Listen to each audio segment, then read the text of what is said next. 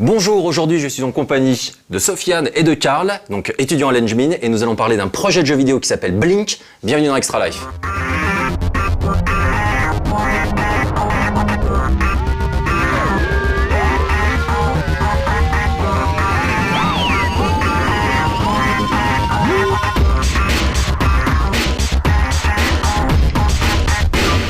Alors on va commencer déjà par vous présenter un petit peu tous les deux. Donc toi Sofiane, parle-nous un petit peu de ton parcours. Qu'est-ce qui t'a amené déjà à l'Engmin? J'imagine que c'est... le jeu vidéo forcément. Voilà. Donc je vais pas faire jusqu'à la maternelle, le bac. Après j'ai fait un UT mesure physique, donc toutes les sciences. Après j'ai fait une licence d'informatique. Ouais. Après j'ai fait un stage chez Kiloton. Je travaillais sur Curse Crusade, My Body Coach et Hunting Hunter, un jeu de chasse. Et après, je suis entré à l'Engmin et... T'es programmeur? Programmeur moteur. Ok. Voilà. Et du coup, qu'est-ce qui t'a poussé à travailler dans le jeu vidéo? C'était quoi? Quel était le déclic? À quel moment tu t'es dit genre ok, c'est parti, je vais faire l'Engmin Je pense que c'est quand je regardais les jeux, je me demandais comment ils font, c'est plus la technique qui m'a plus intéressé. Et des jeux comme Metal Gear, je pense que Karl va être d'accord avec moi. Voilà, donc c'est la qualité, c'est la technique. Comment on fait tel effet, comment on fait pour comprendre le pourquoi qui m'intéresse. Du coup, tu as potassé un petit peu dans ton coin, tu as lu des bouquins. C'est ça, ouais. Donc Internet, on fait des petites démos, on souffre, on recommence, on se dit on va faire des maths, on travaille les maths et voilà. Les maths. Voilà.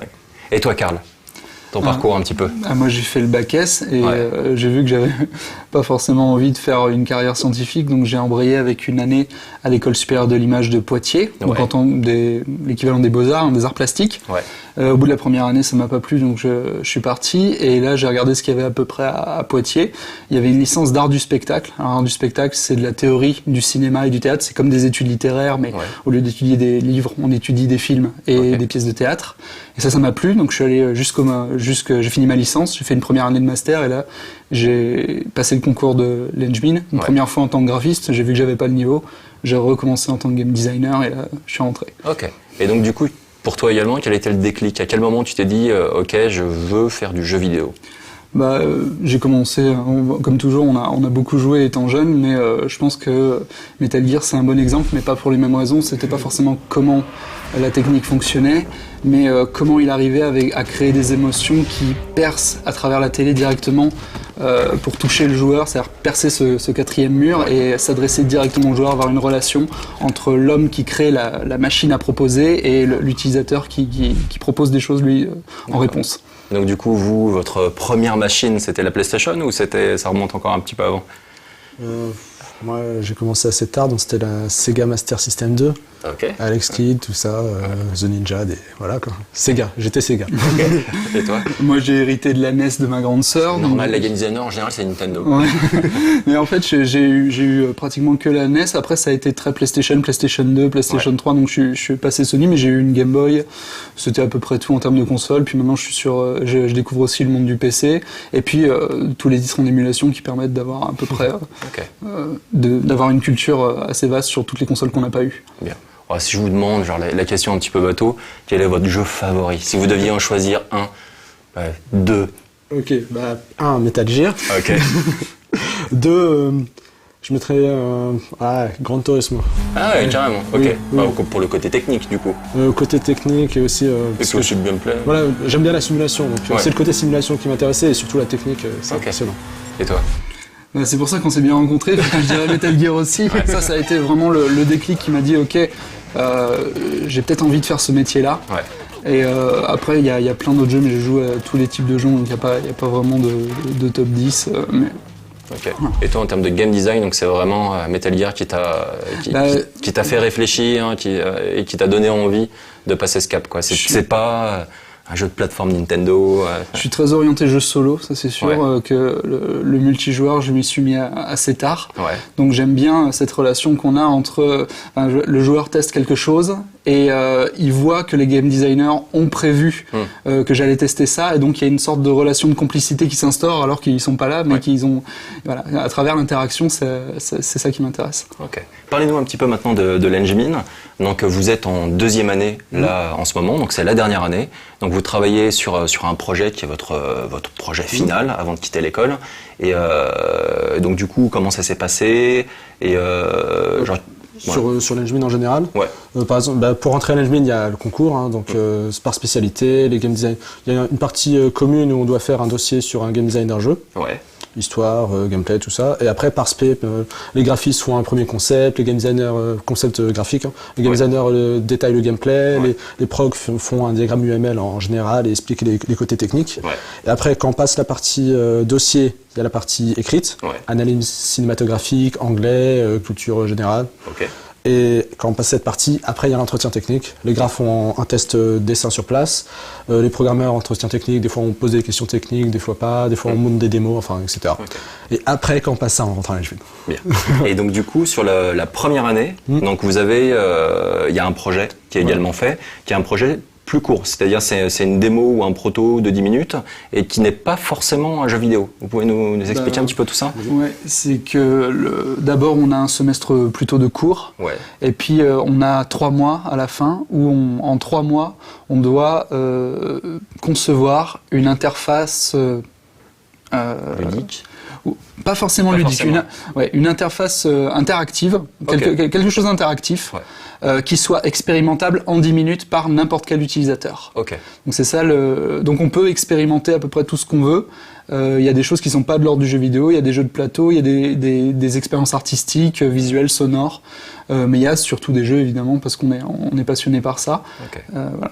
Et donc là le projet, nous récemment on a reçu dans Extra Life de jeunes développeurs qui ont travaillé sur Puddle. Donc ça c'était un projet de première année, c'est ça, donc c'était un petit proto de 10 minutes. Donc là vous êtes en 2e année. Donc quelle est la différence donc, entre le projet de première année et le projet de 2e année, qu'on va bientôt parler du vôtre? Le projet de première année, on doit faire une expérience, comme on l'a dit, directement jouable. Donc c'est un truc complet, expérience de 10 minutes. Mais là, pour le projet M2, on doit faire une pré-prod. Donc le but, c'est convaincre des investisseurs. Leur dire, voilà, notre jeu, il est intéressant, vous nous donnez 10 millions, on vous le fait en 6 mois et vous allez gagner tant. Voilà notre point mort pour gagner, etc. Donc là, l'idée, c'est pas seulement de faire un jeu vidéo, c'est également de l'accompagner avec toute une démarche commerciale. C'est-à-dire, il faut être capable de le présenter, de le vendre, ce projet. C'est le but. Et donc, vous avez combien de temps exactement pour le finaliser? Alors, c'est une année complète ou c'est plus court que ça? C'est plus court que ça. En gros, là, on a commencé en mi-octobre. Et on soutient fin mars. D'accord. Donc ça fait à peu près 6 mois. On a 6 mois pour faire en gros un prototype jouable qui va montrer, non pas le jeu complet parce que c'est pas possible, mais l'intérêt du gameplay, de la direction artistique et de la technique dans une petite maquette. Où c'est nous qui allons jouer devant le jury, contrairement à la première année où c'est le jury qui teste, le jury néophyte. Là, nous montrons ce que nous voulons, nous devons faire un show qui présente vraiment l'intérêt de la réalisation d'un jeu comme ça. Et aussi, un des buts de cette présentation, c'est soulever tous les risques. Donc si notre jeu se base sur l'ambiance, il faut que l'ambiance dans la pré-prod soit impeccable. Si le jeu se base sur un jeu de plateforme, les contrôles doivent être impeccables. Donc en gros, que l'investisseur, il ne faut pas qu'il se pose des questions et dise « mais ça passe pas encore », il faut qu'il n'ait pas de doute. Il faut qu'il ait envie de lâcher l'argent. Donc du coup, sur le projet Blink, donc sur lequel vous travaillez là en ce moment, vous êtes en train de finaliser, vous êtes combien exactement? Il n'y a que vous deux, j'imagine que vous êtes un peu plus. On va parler de l'équipe. Il y a Karl et Igor qui sont game designer, level designer dans le projet. Il y a un character designer, un environnement designer, il y a un sound designer et un chef de projet et 2 programmeurs. Vous êtes à peu près 8, genre une petite dizaine quoi. On est 8, ça dépend des projets. Par exemple, il y a une formation ergonome aussi à l'Engmin, mais il n'y a que 4 ergonomes et 6 projets, donc nous on n'a pas d'ergonome. D'accord. Vous ne le partagez pas entre équipes? On a des ergonomes en freelance. Ok, d'accord. Voilà, ils viennent nous aider, mais on n'a pas quelqu'un d'attitré dans l'équipe. Mais voilà, en gros c'est ça, 2 graphistes, 2 game designers, un son, un chef de projet et 2 programmeurs. Mais il y a des projets avec un prog et c'est plus sportif. Voilà. Bien. Et donc du coup, Blink, est-ce que vous pouvez nous faire un petit peu le pitch? Et surtout, donc vous allez voir, l'idée est très intéressante. À quel moment vous avez décidé de vous lancer dans cette direction-là, de travailler ce type de gameplay? Alors présente déjà le projet globalement, puis ensuite explique-nous les origines. Ouais, Blink, c'est un jeu à la première personne, mais où on ne tire pas. On a décidé de pas mettre d'armes dans la main du joueur comme dans les FPS classiques. Ouais. Et donc on a regardé ce qui se faisait en first person not shooter. Ouais. Et on a vu qu'il y avait Mirror's Edge où on avait de la plateforme, il y avait Amnesia où on avait vraiment de l'exploration d'un environnement un peu labyrinthique, il y avait Portal où on devait résoudre des puzzles. Et on s'est dit, c'est des mécaniques vraiment intéressantes qu'on va utiliser au cœur d'un gameplay vraiment basé sur le regard. C'est-à-dire que si on enlève le viseur et qu'on prend uniquement le champ de vision du joueur, rien qu'en bougeant la caméra, qu'est-ce qu'on peut avoir comme gameplay? Et donc on a imaginé une mécanique à la 1, 2, 3 soleil où les ennemis où les créatures qu'on rencontre ne bougent que si on ne les regarde pas. À partir du moment où ils sortent de notre champ de vision, elles commencent à être hostiles. Par contre, dès qu'elles sont dans notre champ de vision, elles se figent. Voilà. Okay. Et donc du coup, d'où vient l'idée? Oui, en fait, on regardait un épisode de Doctor Who, la série, et où le docteur affronte des créatures qui sont des sortes de statues qui sont, alors dans l'histoire, bloquées quantiquement, c'est-à-dire que dès qu'elles sont observées par un quelconque être vivant, elles se figent, mais par contre, dès qu'elles ne sont pas du tout observées, elles sont très rapides et très hostiles. D'accord. Alors ça, juste pour les gens qui connaissent bien Doctor Who, tu te rappelles de la saison peut-être un petit peu? C'est la saison 3, épisode 10, l'épisode s'appelle Blink, donc on a pris le titre en hommage à l'épisode. Alors techniquement, il y a aussi le jeu est plutôt joli. Ce qui s'explique également par l'utilisation d'un certain moteur. Est-ce que tu veux me parler un petit peu de ce moteur? Le moteur, c'est CryEngine 3. Vous en avez entendu parler peut-être pour Crysis. Il y a eu quoi d'autre? Il y a eu Crysis 2, puis il y a eu plein d'autres. Mais bon, déjà, c'est donc le moteur en soi, il suffit pas, il faut des bons graphes aussi. Donc ils produisent. C'est long de faire des jeux AAA-like, donc faut que les graphistes fassent des modèles en haute résolution, avec plein de poly, il exporte les textures. Enfin, c'est assez long de faire des assets pour ce genre de moteur. Donc avec ce moteur, on peut faire de l'IA facilement, importer du flash en 3D. En gros, il facilite pas mal la vie de tous les jours.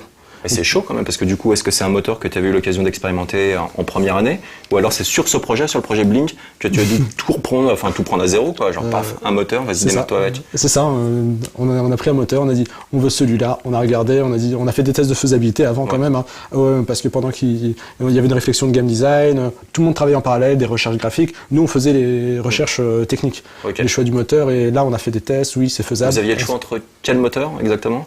Donc pour ce projet-là, donc 3D, FPS, enfin FP. Ouais. Voilà. Donc il y avait Unity 3D qui est vraiment facile d'utilisation, mais à l'époque il manquait des outils pour faire l'IA. D'accord. Maintenant ça a été résolu, on a vu ça à la GDC. UDK. Ouais. Unreal, Voilà, Unreal et CryEngine. C'était les trois qu'on a pu tester. Ok. Notre choix s'est arrêté sur le Cry pour. Je crois que c'est un choix qui est un petit peu atypique. C'est un peu en général, genre à l'Engine, les gens vont plutôt vers la plupart des projets Engine en 3D sont réalisés sur Unity ou Unreal. Okay. Et effectivement, avoir le choix du Cry, c'était à la fois audacieux et ça permettait d'avoir un challenge intéressant parce que de l'autre côté, il y a une récompense qui est un rendu assez sympa et des outils qui sont quand même assez puissants. Okay. Est-ce que vous pouvez nous parler maintenant un petit peu des différentes étapes de production? C'est-à-dire à quel moment un petit peu le jeu a commencé à ressembler à ce que vous souhaitiez? C'est compliqué. Peut-être maintenant seulement, il y a très peu de temps. On va dire maintenant, parce qu'au début, il y a les idées, on lâche toutes les idées, brainstorming. Il y a des idées qui passent à la trappe parce que on dit c'est possible mais en 2 ans. Enfin j'exagère à peine, c'est ça. Il faut être capable de prototyper rapidement ce qu'on veut montrer et d'ajuster pour voir. Surtout que notre gameplay en fait on se rend compte qu'il est pas facile. La première chose qu'on a vue c'est qu'il est pas facile à démontrer puisque c'est un jeu qui est tout en creux. Tout se passe dans notre dos ou derrière des murs. Enfin en gros tout ce qui est vivant et qui bouge on ne le voit pas. Donc c'est un jeu qui est entièrement figé au niveau du visuel, assez vivant au niveau du son par contre. Donc il a fallu chercher qu'est-ce qu'on pouvait avoir d'intéressant avec ça, c'est-à-dire que plus on enlève des feedbacks, plus on joue avec la peur du joueur, les attentes et le fait qu'il donne des coups d'œil un petit peu partout, mais moins on donne de feedback, plus le jeu est difficile et il faut pas qu'il soit injouable, c'est pas du tout le but. Donc il a fallu trouver une balance là-dessus et ça c'est le plus dur en 6 mois d'avoir une balance intéressante sur ce. Et donc là le projet sur lequel vous travaillez, est-ce que c'est à la fin du mois de mars? Est-ce que ce sera genre c'est bon, une campagne avec 10 heures de jeu, les modes multi, etc. Genre le jeu est fini. Le but complet, le jeu complet, théoriquement, si on a l'argent, si les éditeurs sont intéressés, si vous nous écoutez, vous êtes intéressés, peut-être. Hein. Vous voyez les images. C'est le but d'avoir un jeu de 6 heures. Steam, PS3, PSN, Xbox Live Arcade. SEN maintenant, Sony Online Network. Et donc voilà, 6 heures, donc plusieurs environnements, etc. Donc là, ce qu'on montre, c'est prouver que le jeu est faisable, soulever tous les doutes, comme on l'a dit tout à l'heure. Donc en gros, le CryEngine, il permet de faire des cartes assez géantes, avec à la fois des intérieurs et des extérieurs, donc on a tiré parti de ça. Donc notre environnement, c'est une grande prison à ciel ouvert en plein désert, dans laquelle on enchaîne les environnements intérieurs et extérieurs sans temps de chargement. Et donc on joue à la fois sur la claustrophobie de l'intérieur et sur les grands espaces de l'extérieur. Et là-dessus... Mais là, le projet que vous allez présenter, donc devant un jury, il dure combien de temps? 15 minutes, 20 minutes, je dirais, de gameplay. Pardon. Il y a le tuto plus gameplay. Voilà. 15-20 minutes de jeu dans deux environnements. On fait une présentation de 45 minutes dans laquelle il y a à peu près 20 minutes de jeu. C'est nous qui jouons et qui montrons à la salle ce qu'on a. Et donc, nous, on prévoit un jeu avec une dizaine d'environnements. Et là, on montre un intérieur et un extérieur pour bien montrer... et ensuite, le reste, c'est des artworks que vous présentez pour donner une idée de ce que vous voulez faire avec le financement. Et aussi la game doc. Il y a une game doc complète à réaliser. D'accord. Est-ce que vous avez déjà une idée un petit peu des gens qui vont juger votre projet, des gens présents dans le jury, ou ça, c'est complètement, genre, c'est au dernier moment que vous le savez? Non, on a une bonne partie du jury. Il y a le boss d'Ubisoft Europe, il y a... donc vous connaissez déjà un petit peu. Oui, on connaît à peu près parce qu'il y a des personnalités. Est-ce que du coup vous travaillez un petit peu votre présentation en fonction des personnes qui vont être présentes? En fait, parce que là, je sais qu'en fait c'est très important la présentation. Il faut vraiment faire vivre son projet et l'adapter un petit peu en fonction des gens qui vont juger, qui vont vous écouter. Et donc je sais que c'est très important. Donc je sais pas si vous avez travaillé un petit peu cet aspect-là, si vous avez déjà des idées de mise en scène. Est-ce que vous allez jouer complètement dans le noir? Oui, déjà, on va jouer complètement dans le noir. C'est dans une salle de cinéma, donc il y a des conditions de présentation qui sont quand même assez optimales. Mais pour adapter au public, il faut penser que le public ne joue pas en deuxième année. Et donc du coup, il faut démontrer de l'interactivité à des spectateurs de cinéma. Donc ça, c'est vraiment pas évident. Il faut mettre l'accent sur le côté spectacle. Ça, c'est... Et comment ça se passe à la fin? Vous avez une note ou Oui, on a une note par spécialité. Et donc si jamais le jeu plante en plein milieu de la présentation, ça vous enlève 5 points? Non, il y a un PC de backup, etc. Normalement, rien ne plante. Voilà.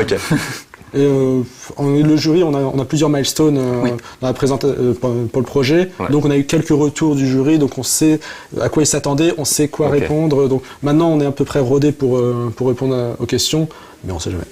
Donc du coup, est-ce que c'est beaucoup de stress là en ce moment? Oui. Pour vous, ou ça vous êtes plutôt tranquille? Ça dépend des personnalités, mais je pense qu'on travaille tous pas mal. Par exemple, hier on a fini à 5 heures. C'est pour ça que j'ai reçu un mail très tard. Voilà, par exemple. L'esprit, c'est que malgré les embûches, on reste optimiste. On sait qu'on va y arriver.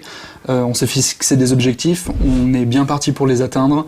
Mais il reste des tas de nuits blanches pendant encore une semaine. Et l'idée ensuite, si vous trouvez un financement, c'est toute l'équipe qui a travaillé sur le projet qui va s'installer chez un développeur, un éditeur pour continuer à bosser avec d'autres gens encore. Comment ça se passe? À l'Ingmin, contrairement à d'autres écoles d'art, etc., tout ce qui est produit par les élèves appartient aux élèves. L'école a droit d'utiliser ce qui est produit pour en faire la promotion de l'école. Normal, jusque-là, il n'y a pas de problème. Mais il peut y avoir des accords entre les étudiants, si le projet est financé, pour dire toi tu travailles pas sur le projet, mais parce que théoriquement, légalement, il a le droit de demander des droits d'auteur parce qu'il a travaillé dessus et on est tous à part égale sur le projet. Ça c'est une situation assez unique parce qu'en général la propriété intellectuelle revient souvent à l'organisation ou à l'école et là comme tu dis on est tous à part égale dessus, donc si le projet intéresse un éditeur et même si toute l'équipe ne travaille pas forcément dessus, il faut quand même qu'il y ait l'accord, je sais plus, peut-être pas de tout le monde mais d'une majorité. Je pense que quelqu'un tout seul peut pas faire veto, mais en gros il faut que toute l'équipe soit d'accord. C'est pas évident parce que du coup peut-être que l'éditeur serait américain, donc ça veut dire que vous déménagez quoi. Donc tout le monde n'est peut-être pas forcément prêt à déménager dans l'équipe. C'est déjà arrivé pour d'autres projets, mais en général il y a des accords Travailler 6 mois avec des personnes, ça crée des liens et il y a des accords entre nous. Et, ouais, vous en avez déjà discuté un petit peu. Voilà, si le projet peut se faire, il peut même se faire sans nous, on peut y avoir des négociations pour ne pas travailler dessus et avoir des pourcentages. Enfin, après, c'est que du juridique, c'est voilà. Que de la négociation. Ouais. Bon. Bah nickel. Vous voyez comment ensuite on va conclure un petit peu pour votre avenir. C'est-à-dire, je sais que toi, il vous reste des stages là encore à faire en fin de seconde année. Donc toi, tu vas partir à UBI Montréal. Voilà. Pour 6 mois. Oui.